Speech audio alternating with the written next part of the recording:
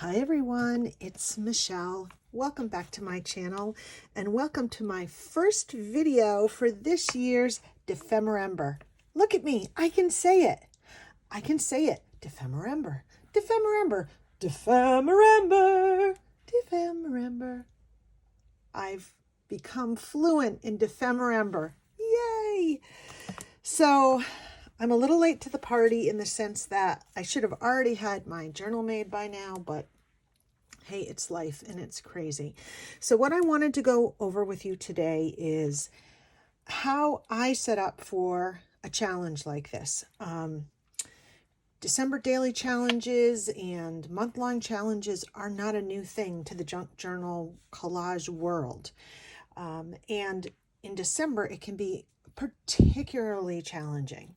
So we all go into it wanting to do every one of these amazing challenges, and Barbara and Luise has set us up for success. They've given us lots of videos to get excited about. We've gotten to watch them open their journals, which are amazing. They've talked us through things we might need and things that will be important. That's all wonderful because it really gets us energized. But we also have to be very realistic. December can be an extremely busy month for so many of us with the holiday coming. And even if we have the intention to finish this prompt list within the month of December, sometimes it cannot happen.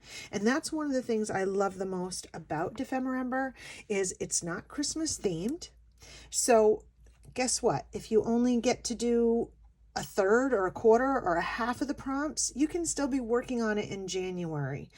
The prompts are here, and there's going to be so many inspiration videos from Barbara and Luise, but also other channels like myself that will be putting videos together throughout the process. So in January, when the weather maybe isn't that nice where you are, or you're coming off the holiday and you don't want to spend money, or you want to stay out of the kitchen because you don't want to eat anymore, you can still work on the prompts and work in your journal because it won't be Christmas related and you won't feel like, oh, I don't want to look at this. So that's what I really love about it. At first, when it wasn't Christmas related, I was like, I want it to be because I want to celebrate the holiday. But now I'm a convert. I'm totally about working in a non-Christmas themed December challenge. And if you wanted to make it Christmas themed, you could. So that's what's so wonderful about it. So I'm going to share some tips and tricks about how I set up for a challenge like this. And I'm going to see if I can throw together this journal really, really quick. So if you have visited Luise or Barbara's page, you will have seen that I believe you go through Luise's coffee page or buy me a coffee page. I'll put the link below and you can download this prompt list. So what I try to do is first of all get a sense of what we're working in. Now, knowing Luise, we're doing a lot of grunge. Knowing Barbara, we're doing a lot of natural animals and all of that. So I definitely want to have that natural nature, biology, natural history kind of vibe to my book. Now, there's also all of the cards that Luise has for us. It's a kit that Luise put together for us to go along with the prompts because every single day there's going to be an animal that gets pulled. And she didn't want people to have to if they didn't have access to animal cards or to printables or to resource material, she's giving you an animal for every day, which we won't know which animal until that day. I've printed them off in 2 different sizes because I don't know which size we're going to end up using that day or what I'm going to end up using. And I don't know that I'll use these every day. If I have animals that I want to use that I have myself, I might use some other images. By the way, whoever picked the snail, big thank you. I am a huge, huge lover of snails for a variety of reasons. So I was very excited to see that one. So as you can see, they're beautiful cards. And what I like is they have that vintage grungy brown feeling, but look how bright these colors are. Look how they pop. And that kind of inspires me to think that the background of my journal should be very neutral, very grungy, very plain, and then I can like pop off with the embellishments every day with the colors. So what I want to do is I want to have a journal that's base is very plain and neutral. I want to have embellishments and things that I can bring into the book that have pops of color. And I want to curate as many things as I can ahead of time to make it easy. I think when we're going into a very busy season like December, we need to set ourselves up for success. And setting ourselves up for success means, for me, going through this prompt list and gathering some of these items and putting them maybe in a basket or a box near my table, so I'm not spending time that day looking for it. And if I take the time to curate a whole package and my journal together, I won't get overwhelmed by the choices. I'll be able to keep digging through, and there'll be a consistency throughout the book. So let's get started on my cover. So I have pulled things from my stash that I am going to make the journal from. First off, I have this old book cover. The inside pages are really nothing special. Not even really that great of an end paper. I love how dirty and grungy these are. I mean, they're just got some natural grunge there. There were these binder separators that I found at an estate sale. They might have been in an actual binder. They were gray like this. And I don't know what was on them, but they all had these like slotted stains on them. Oh, I know what these were. These weren't a binder. Ugh, this was a waterfall photo album. So there was like the little plastic pieces that all the photos slipped into. This was an old photo holder I had. I took the photos out. Now I remember it was in a binder. And each one of these had a piece of like a glued edge that had the plastic insert that you put the photo in. I ripped that off, each one of the plastic inserts, and it left this pattern. And I really loved the size and the color, and I grunged them up with inks. I did this a long time ago. This was like one of those days where I just want to make background papers or whatever. You can see the original colors like this gray. I think they're really cool, and I want to use these in the book. Then I just got a lot of, I went into my tea Dane avocado stained papers. All of these have been stained with this blue I think I made from either, I think it's blueberries or raspberries. It could have even been beets. I don't even remember. Avocado, tea stained, all different papers that I did at some point that are all neutral and very, very grungy and plain. So I have these. And then we had takeout last weekend. This is not an advertisement for Pressed Cafe, even though they're my favorite. This paper bag is just the perfect size. I said to my husband, well, thank you for bringing this bag, because honestly, it's the perfect size for my journal. And when I looked at my covers, it literally is the perfect size for my journal. Now, I think Luise and Barbara want the books to have a big spine.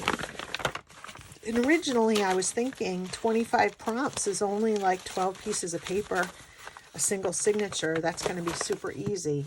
But for some reason they're having us do a big spine, and I'm thinking it's because they are going to be doing a lot of thick, we're going to be adding a lot of thick ideas. So I will make mine a little bit bigger.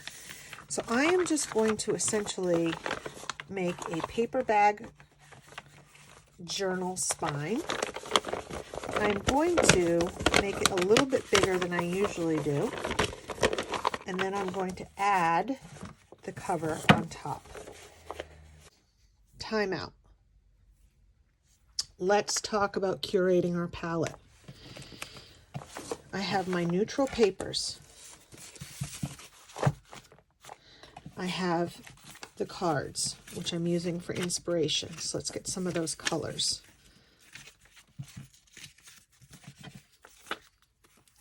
Okay, now I have to look at what do I want for the cloth. Well, if you know Luise's channel, she did an amazingly inspirational video called Jazzing Up Your Scraps, which I now do on a regular basis. And I did a whole bag of scraps for this project so that I can just reach in and get grungy scraps.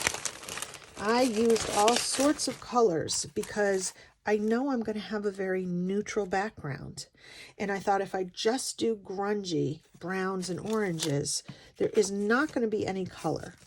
So what I did is I tried, what I think is really amazing about doing the jazzy scraps is that you know no matter what scrap you pick, it's all going to be in the same color palette because you've made them all at the same time with the same colors.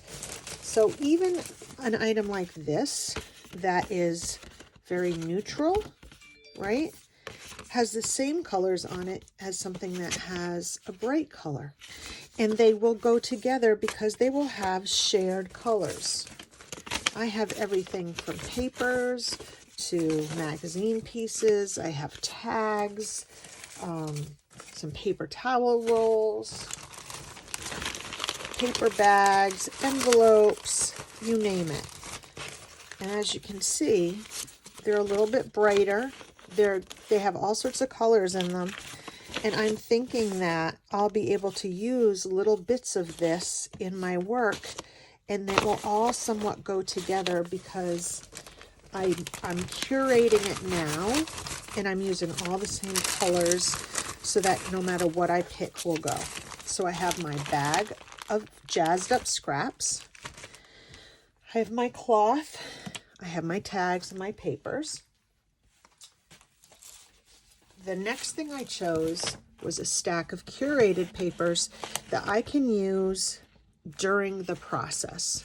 I went through and I looked at this list and I noticed we're going to need some vellum, we're going to need a playing card, we're going to need, you know, I'm looking, some rust, I'm looking at what we're going to need, and then I went through and I picked out acetate and paper and book pages that had nature in it.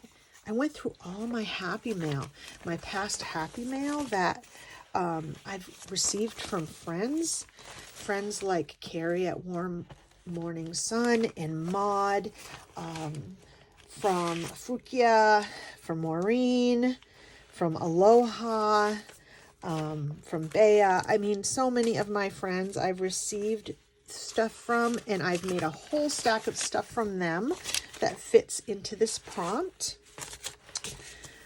And then I grabbed papers that all had nature-y kind of things in it, animals, because maybe the focal point of the page won't be the animal. Maybe the animal will be in the background.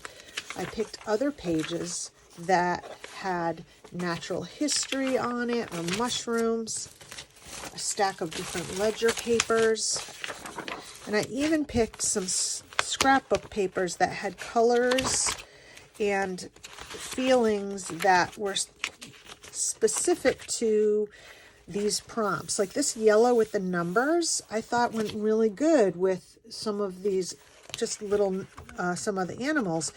And I wouldn't use this whole page, but maybe I would cut a little bit out of it. So I picked a lot of papers that I thought went with the colors. These have animals in them. And so now I have papers. I have little bits from Happy Mail.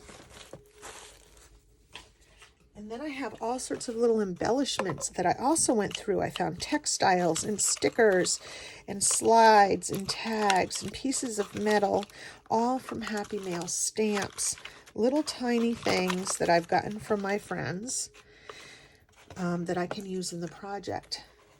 I absolutely am so touched by the friendship that Barbara and Luise have, because I feel like I have found that same friendship within my community. I have some really close junk journal sisters as well, and I have things on this table that came from them. And although we didn't exchange a journal in the way that Luise and Barbara did, I feel like working with their items is like working with them. And it's sort of a celebration of our friendship as well. So curating a pile of goodies, maybe from Happy Mail, or even gifts from your family, from your friends, from your kids, using buttons off of family members' clothes that maybe you were going to be donating. Things like that can really make the project even have a whole new level. So I definitely wanted to add the friendship level to this. So now near me, I have my papers, I have embellishments, I have scraps, and that gives me such a jumping off point. And in December, when I have really busy days and I can only carve out an hour for myself, maybe a half an hour, maybe some days I only have 5 minutes, I'll have a curated tray or a box near me that has all the things that I need when I look at what it is that that day holds. Now, if you really have the time, you could do what Luise and Barbara did and already pick those things ahead of time and put numbers on them so that they're ready to go. I honestly don't have that time. I'm fine with finding those 2 things, and a lot of it will be in that curated tray I just said. So let's get to making the cover. Okay, so I'm going to take away these cards. I'm going to take away the inside pages. And I'm just really going to focus on, I have this paper bag, and then I have these 2 book covers. And I'm going to see what I can come up with. So, I know you can see me a little bit in here, but I need the room. So the first thing I'm going to do is take off, I'm just going to cut off these handles.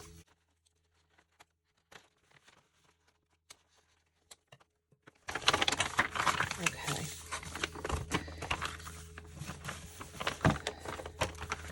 And then I think what I need is I need to definitely have some kind of really nice paper on the inside. Okay. So I have some Tim Holtz paper that I have been hoarding for a long time that has the insects on it. Let's see. Has the insects on it. Let's see if I can move you around. There we go. It has some nature type of things on it. I have this one that has nests and eggs, which I think I'm a little bit more partial to than I am the bugs on this particular one. It's very busy. I'm a little sad about losing that nest though, so I guess if I put it down here, I'd still get 1 layer of nests, which I really like. Now here, it wouldn't go all the way to the end, but I'm going to be cutting it anyway so that that spine won't be there, so that's probably fine. So let's see. Normally I would just fold this in half and put a cover on each side. But since we're making a bigger spine, what I need to do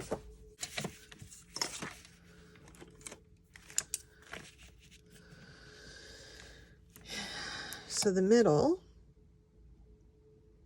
is 6.5 right here. So if I go in 6.5 and I do 1 inch spine on this side, that's 5.5, and 1 inch side on this side, that's 7.5. Let's do this down here so it's matched up. 6.5, so this would be 5.5, 5.5, and 7.5. If I join those X's, it should be, doesn't look straight. See, this is why I always check myself, see if it's straight. 5.5 in. See, that's not straight. All right, so 5.5. Doesn't matter how many marks I make, I'm covering all of this. 5.5. And to speed things up just a hair, I'm going to voice over this part and just talk. So as you can see, I made my lines, and now I'm just going to do the folding on those lines. And what that should leave is 2 panels for the front and the back cover and a nice 2-inch spine. And as I will say with a paper bag, it's important that you burnish it with like a ruler or something to really make that fold stick. It's very thick. Okay, so you can see, look at that. It says pressed almost the whole thing. It's kind of cool. All right, so my cover won't even hit. That's interesting. So I'm going to see a little bit of that cover. So I have to decide if I want to put something there. So that is going to go here. And then this is going to go here. Okay. And this is where you see how the inside of my brain works. I have a really difficult time seeing in the future when I'm doing projects, like knowing what the next step is, especially if it's a project I've never done before. And to be honest, most of the projects are like that because I'm always playing and experimenting. So it's about kind of figuring out on the fly. So I decide I'm going to kind of glue part of the cover on so I can see how I need to proceed. And then I realize, oh my gosh, I need to put cloth down over the spine. So I immediately pull those covers off, and now I know what the next step is. I'm kind of feeling either this paisley green with the red or this olive green with the gold.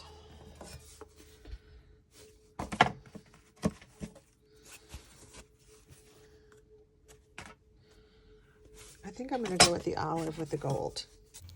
All right, so we'll go back to the voiceover now.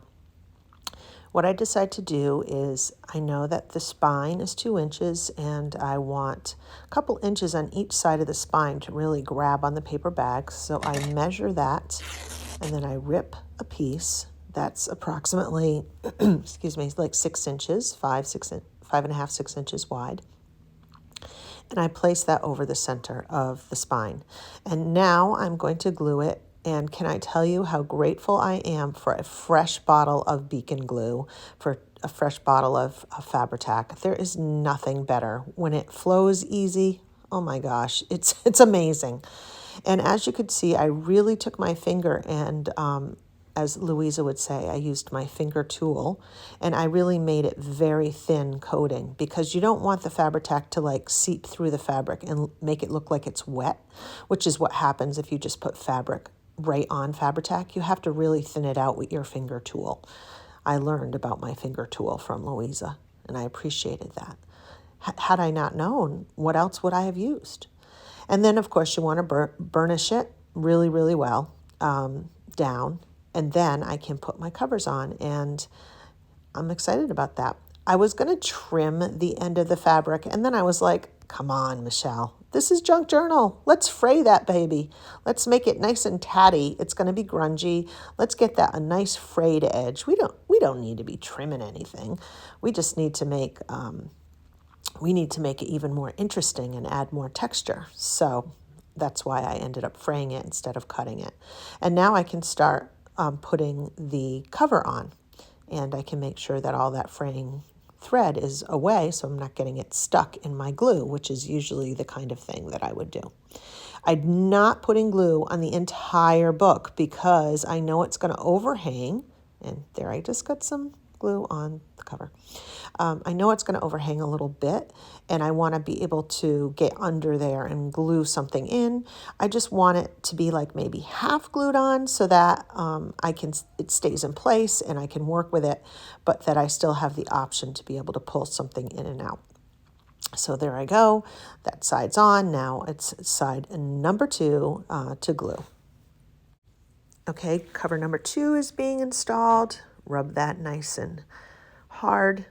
Cover my Fabri-Tac so I don't lose the lid. And now I'm really going to put pressure on it. And I really love that color. I love how it looks together. It looks kind of unfinished the way the edge is. And now I just have to decide what I'm going to do on the inside. I think the trick that I find it's really hard is when I'm recording a video and working, I'm a little distracted. Like my brain is in the, what am I going to say next and how am I going to explain this mode? And I'm not always paying attention, and I'm about to cut off the wrong way on this sheet. I measure it, perfect. But then I go to put it in and I'm going to cut off the wrong end. I'm going to preserve the two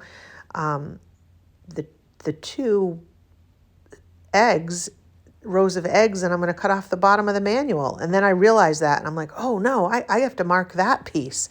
In the end, it worked out fine, but it just goes to show that, like when I'm working without the camera on, I'm so much more present. But when I'm working with the camera on, my hands and my brain have to operate independently, which is a real challenge. So every now and then you'll see me make a pretty big mistake.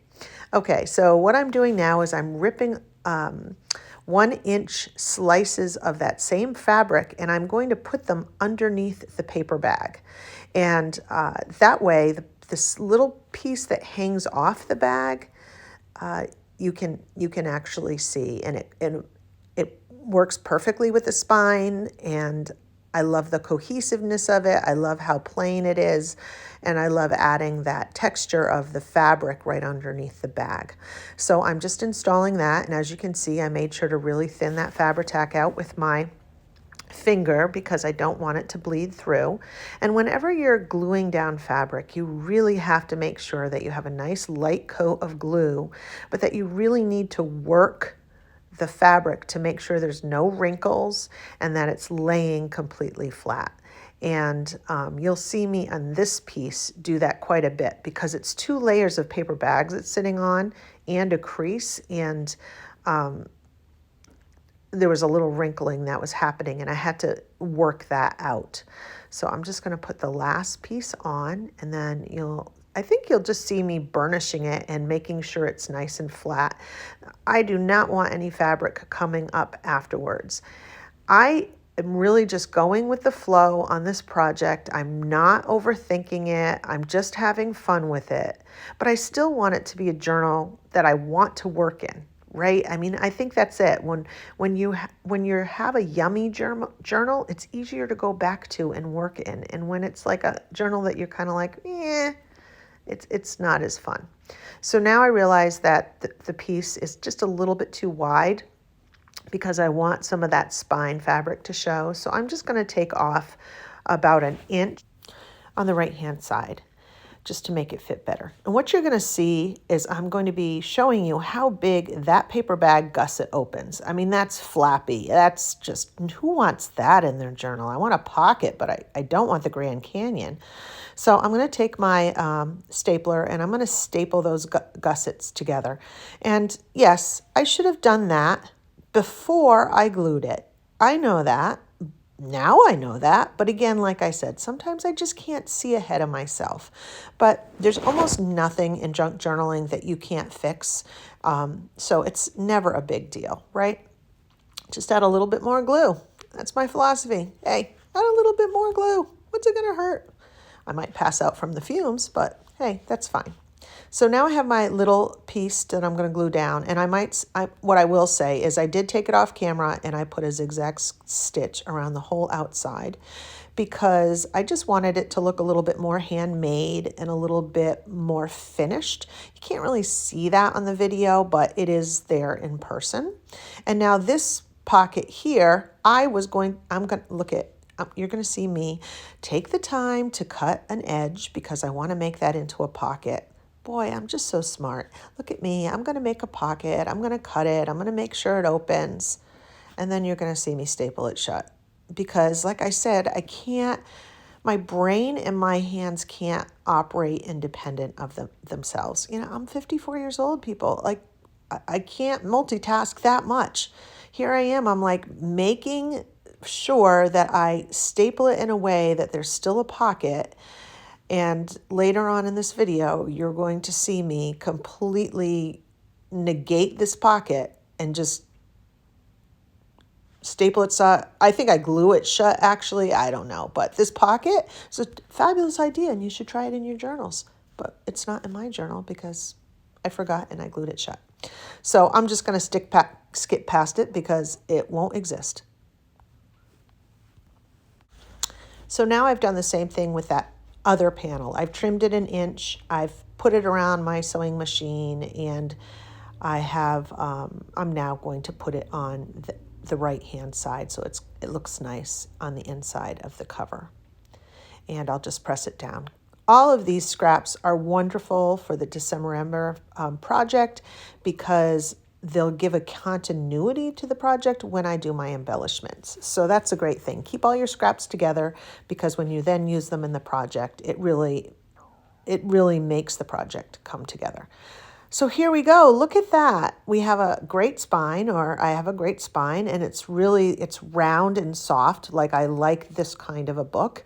I like the front covers. I think they look pretty cool this way. I'm trying to decide, do I want the binding to curl a little bit more, like a round cover? What do I want to do with it? It seems a little floppy, but I really don't think I don't want a hard cover. And what I'm realizing right here is that I should probably sew or glue that completely shut. And maybe that's what I'm going to do. And I'm not going to do it today, but I think it might be a really great opportunity for me to take some slow stitches and make some really interesting stitches on the top and the bottom to keep those layers shut. And now I'm going to show you what I think I may do with the cover in the future. Luise and Barbara have kind of encouraged us, from what I understand, to have a plain cover because maybe we're going to make something in this month that we're going to put on the cover. But I have these little folders that I think I want to put one of them on the cover and embellish. So I was just trying that out there and showing you that, and I'm putting it in that handy dandy envelope pocket in the front for later. And I trimmed some threads, which is actually kind of unique for me because I don't generally trim my threads. I like things really tatty. And here I am just taking the papers and counting them and putting the signatures together, which I think everybody watching probably knows how to do, so I won't take too much time with it. I'm using extremely plain papers. All of them are papers that are dyed naturally somehow, and they're different sizes and shapes. I have some vellum in there, and I'm just making a couple cohesive signatures. But for the cover of the signatures, I need a second piece, right? Because that cardboard binder piece from the Waterfall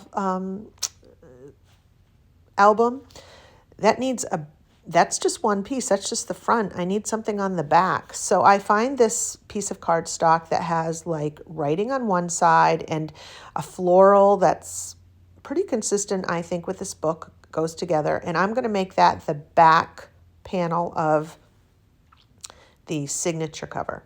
So I want both signature covers to be the same. I mean, this is a really plain journal for me. You know, I usually have a lot going on, but I know Luise and Barbara have a lot in store for us, and they're going to be giving us a lot that goes along. So I want to make it really neutral, very plain, so that I really have the flexibility of doing whatever I want once this journal is put together. So now I have the two back panels cut, and I need to now put them together. I need to put a little bit of a gusset, or not a gusset. Oh, I'm looking at them. Wow, they're really plain. Look how plain they are. Oh, what happened? Well, I'll tell you what happened. I can't have things too plain. So I, of course, had to take them into the bathtub with my little splatter box and just spray them with alcohol inks and then spray them with water and then heat gun them.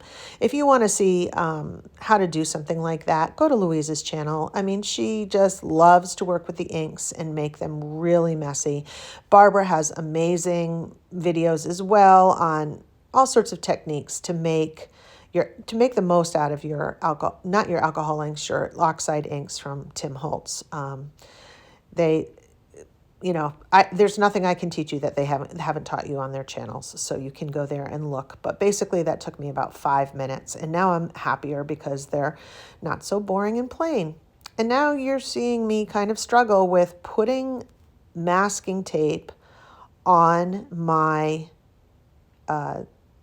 two pieces. And I don't know why I'm struggling so much. Probably because I'm talking and doing something at the same time. But the second one goes better because I figured out, I kind of need to tape the top first and then do the bottom.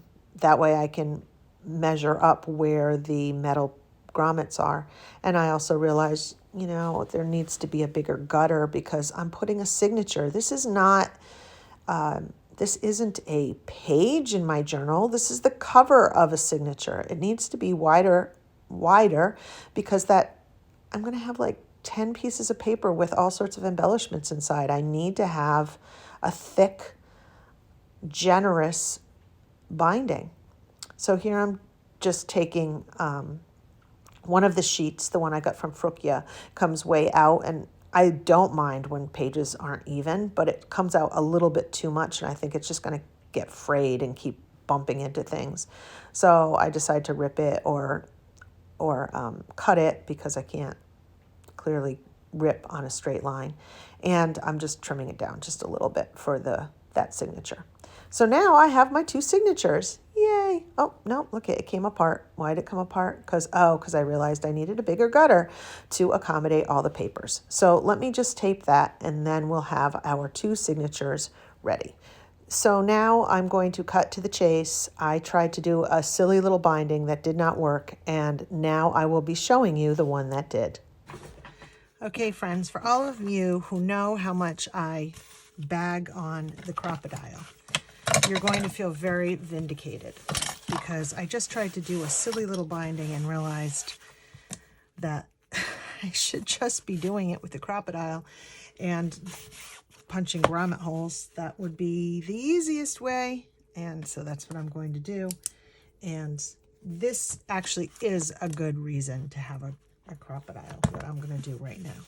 So what I need to do is equidistant.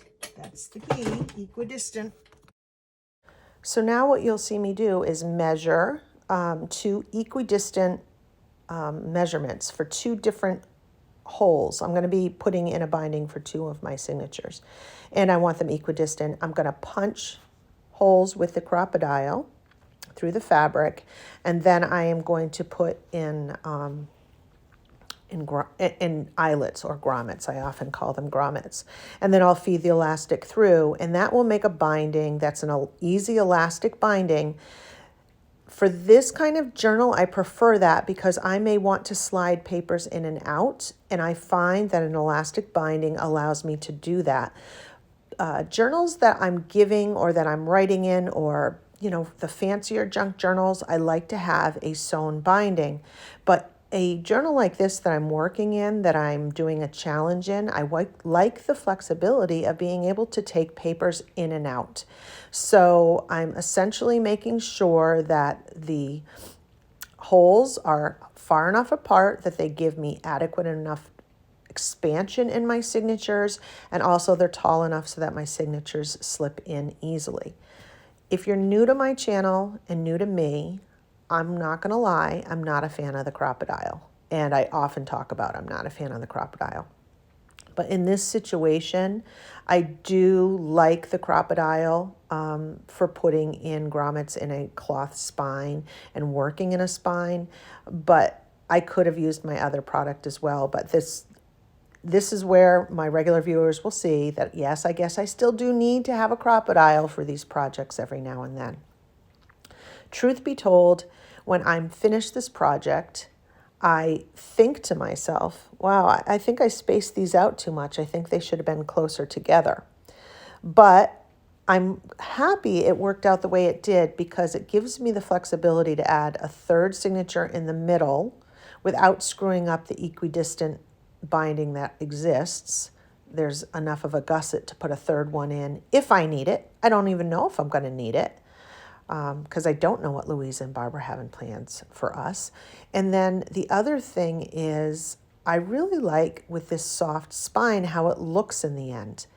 But I want to make this point. This is supposed to be a fun project. This is supposed to be December Daily where we're doing a little self-care.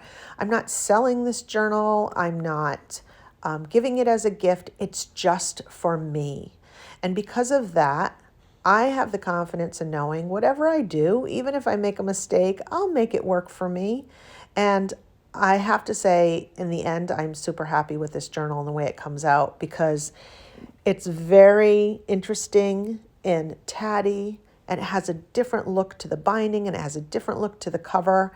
And it gets me really excited because I'm really excited to see what kind of things we're making this month that can really push me outside my comfort zone.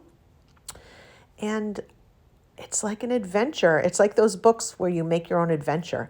What will this book look like at the end? Every single day is going to be about making different choices and trying new things. So I'm really excited about that.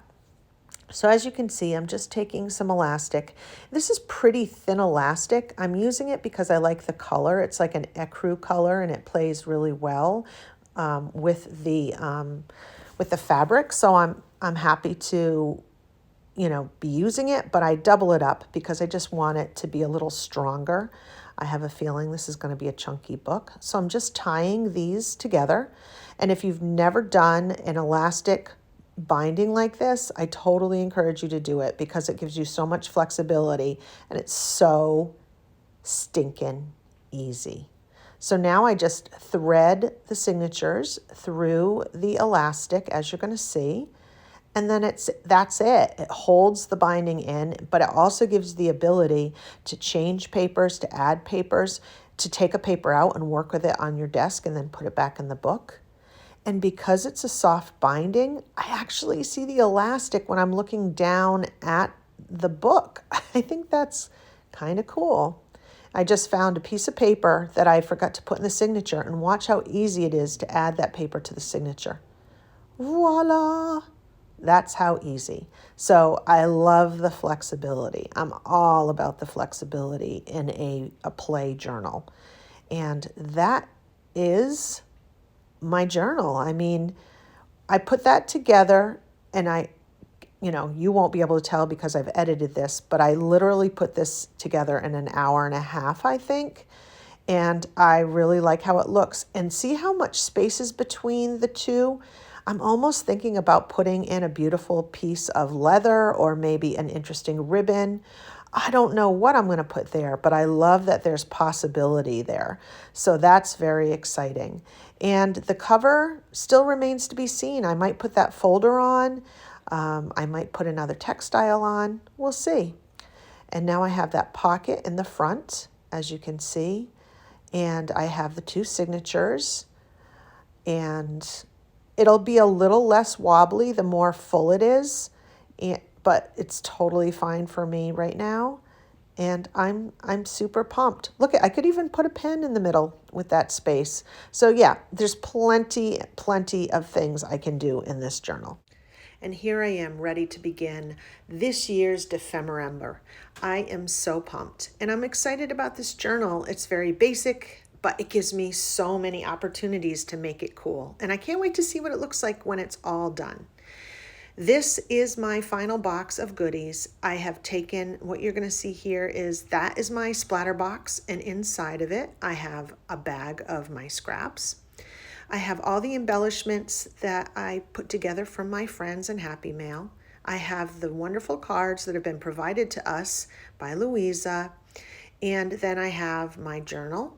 And behind that, a big stack of papers that just fell on me that I will have available to me to use that are already curated with colors, and it will make my life so much easier so I'm not hunting around.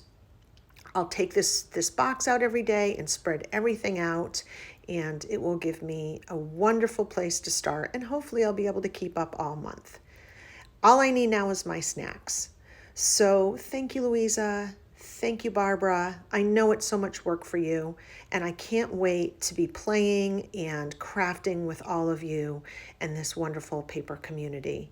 That is the biggest gift this December, and I am truly, truly grateful to be able to be a part of it. So I'll see you later. Until the next video, bye.